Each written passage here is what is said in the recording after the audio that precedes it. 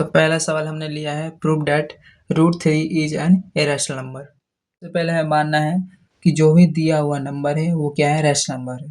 तो यहाँ पे √3 है तो हम इस √3 को क्या मानेंगे, रैशनल नंबर मानेंगे। तो हम लिखेंगे let us assume that √3 is rational number. तो जैसे ही हमने इसे रैशनल नंबर माना है तो हम √3 को a/b की फॉर्म में लिख सकते हैं। क्यों? क्योंकि रैशनल नंबर को हम a/b की फॉर्म में लिखते हैं जहाँ पे जो b होता है वो 0 के इक्वल नहीं होना चाहिए। और जहाँ पे a और b क्या है, तो a and b are coprime number. ठीक है, उसके बाद हम करेंगे squaring both side. Squaring both side करने के लिए √3 का यहाँ स्क्वायर करेंगे और a/b, तो a/b का भी यहाँ पे स्क्वायर करेंगे। स्क्वायर करने के बाद स्क्वायर से रूट कैंसिल हो जाएगा, यहाँ पे आ जाएगा 3 और a का स्क्वायर a स्क्वायर हो गया, b का स्क्वायर b स्क्वायर हो गया। अब ये जो b स्क्वायर डिवाइड में है इसको हम 3 के साथ मल्टीप्लाई में लिख सकते हैं।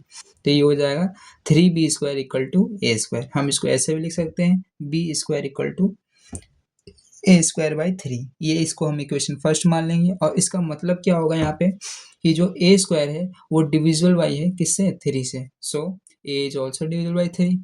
तो अगर a 3 से डिवाइड हो रहा है तो कोई ना कोई एक नंबर आना चाहिए। तो हम क्या मान लेते हैं कि a/3 मतलब a 3 से डिवाइड हो रहा है तो हम इसको मान लेंगे कोई ना कोई नंबर आएगा जो क्या होगा c। तो हम यहाँ लिखेंगे लेट से a/3 इक्वल टू c। अगर हम इस इक्वेशन से हम क्या निकालें, a की वैल्यू निकालें तो a की वैल्यू क्या आएगी, 3c। तो जो ये a की वैल्यू जो 3c आई है हम इसको इक्वेशन फर्स्ट में पुट कर देंगे।